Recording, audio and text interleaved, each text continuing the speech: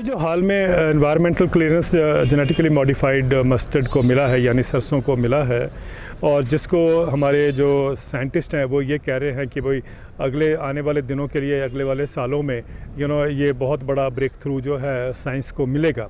ये एक बात हमें बताई जा रही है। और ये भी हम जानते हैं कि ये भी हमें कहा जा रहा है कि साहब पैदावार बढ़ाने की ज़रूरत है, तो उसके लिए हमें जेनेटिकली मॉडिफाइड फसलों की ज़रूरत है। GM मस्टर्ड पहली बार 2002-03 में आया था, और 2-3 में आने के उस टाइम फ्लॉप हो गया था, उसके अप्रूवल नहीं मिला था। फिर वही जो 3 जीन थे उसके अंदर बारनेज और जो भी इस बार के जीन थे उसमें वो कंस्ट्रक्ट था। अभी भी वो उसी चीज़ को रीपैकेज करके उसको पेश किया गया है।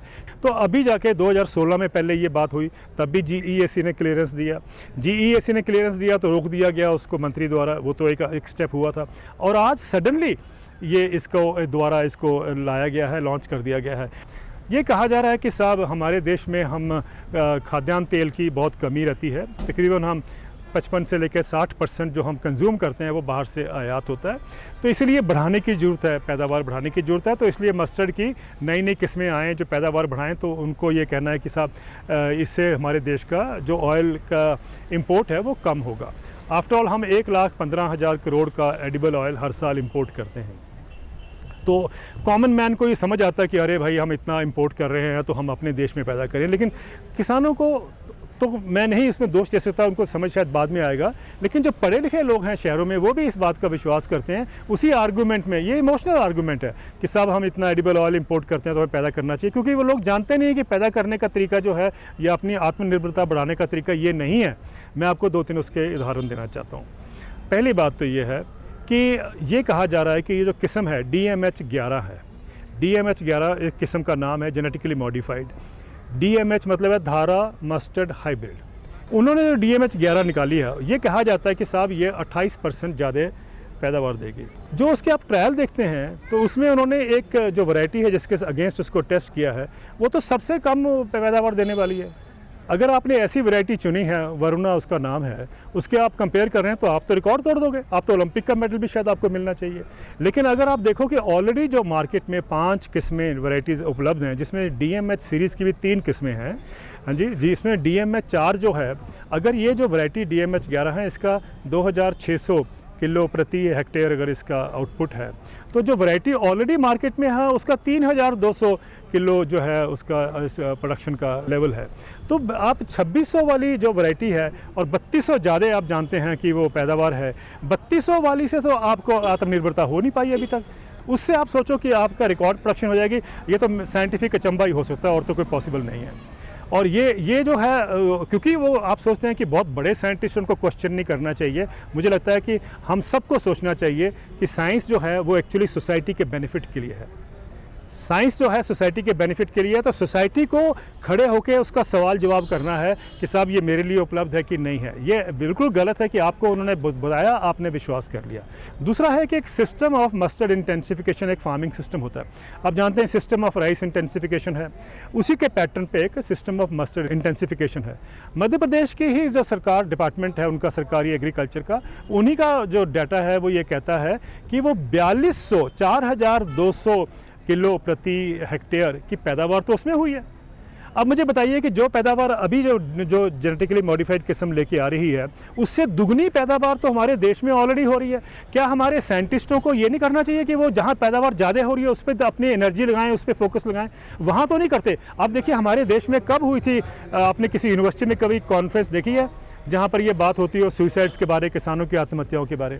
लेकिन जब भी जेनेटिकली मॉडिफाइड फूड की बात होती है तो सारा साइंटिफिक जो इकोनॉन है वो खड़ा हो जाता है कि साहब ये बहुत ज़रूरी है देश के लिए। क्या कारण है कि हमारे साइंटिस्ट GM की ही बात करते हैं और चीज़ों की बात नहीं करते हैं? सिर्फ एक ही बात है, सबका इंटरेस्ट एक ही है, वो ये है कि एक बार ये अप्रूवल मिल जाएगा तो it will open up flood gates for other crops. दूसरी बात मैं बताना चाहता हूँ, ये जो आपने कहा कि सब इम्पोर्ट को रोकने की बात है, मुझे याद है जब राजीव गांधी प्रधानमंत्री थे, and I am talking of 1985, मेरी भी उनसे एक बार चर्चा हुई थी उस ज़माने में। तो उन्होंने बताया कि देखिए सबसे बड़ा इंपोर्ट जो है हमारा वो पेट्रोल का है, क्योंकि मैं पेट्रोल पैदा नहीं करता हूँ तो मुझे इंपोर्ट करना पड़ेगा। उनका सेकंड इंपोर्ट जो हमारी है वो है फर्टिलाइज़र की, और क्योंकि मैं फर्टिलाइज़र भी पैदा नहीं करता हूँ देश में इतना ज़्यादा, तो मुझे वो भी आयात करना पड़ेगा। तीसरी जो इंपोर्ट है वो उन्होंने कहा एडिबल ऑयल की है, खाद्यान्न के तेल की है। उस ज़माने में हम 15,000 करोड़ रुपए के एडिबल ऑयल्स को इंपोर्ट करते थे, तो उन्होंने कहा कि ये तो मैं पैदा कर सकता हूँ। तो उन्होंने एक ऑयल सीड टेक्नोलॉजी मिशन का गठन किया और तभी हमने इनेबलिंग एनवायरनमेंट दिया, किसानों ने पैदा किया और प्रोसेसिंग प्लांट्स लगे थे, वो सब कुछ हुआ था। और आप मानिए कि 1993-94 में 10 साल के बाद पीरियड में India had become almost self sufficient हो गया था एडिबल ऑयल्स में। हम आत्मनिर्भर हो गए थे। 97% एडिबल ऑयल हम देश में पैदा करते थे, मात्र 3% इंपोर्ट करते थे। उसके बाद हमने इंपोर्ट ड्यूटीज़ कम करनी शुरू कर दी। एक टाइम पे ज़ीरो होगी, आज भी ज़ीरो हैं। और उससे क्या हुआ, जब ज़ीरो पे आप ले आते हैं तो चीपर फ्लड जो है वहाँ से आया इंपोर्ट्स का, और वो चाहे मलेशिया हो, इंडोनेशिया हो, अर्जेंटीना हो, अमेरिका हो, वो फ्लड आया और उसके करके आज हम दुनिया के सेकंड बिगेस्ट इंपोर्टर बन गए हैं एडिबल ऑयल्स के।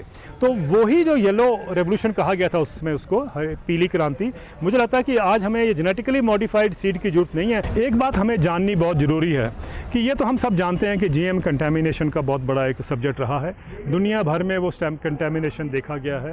अगर अमेरिका में देखें तो जो कंटेमिनेशन हुआ है जिसमें कि इसका हर्बिसाइड का जीन है इसके अंदर, ये GM मस्टर्ड में, तो वो हर्बिसाइड टॉलरेंट है, तो उसमें हर्बिसाइड का उपयोग बढ़ा है, वहाँ भी बढ़ा है। और वहाँ हमने देखा कि मिलियंस ऑफ एकर्स में आज जो वीड्स का प्रॉब्लम बढ़ गया, जो किसी चीज़ से कंट्रोल नहीं होते हैं, वो इसी का देन है जो कंटेमिनेशन आगे चलता गया, बढ़ता गया। क्योंकि हम one of those centres of biodiversity हैं, तो हमारे यहाँ जितनी भी उपलब्धता है उसके में कंटेमिनेशन होने का खतरा है, एक तो है ही है।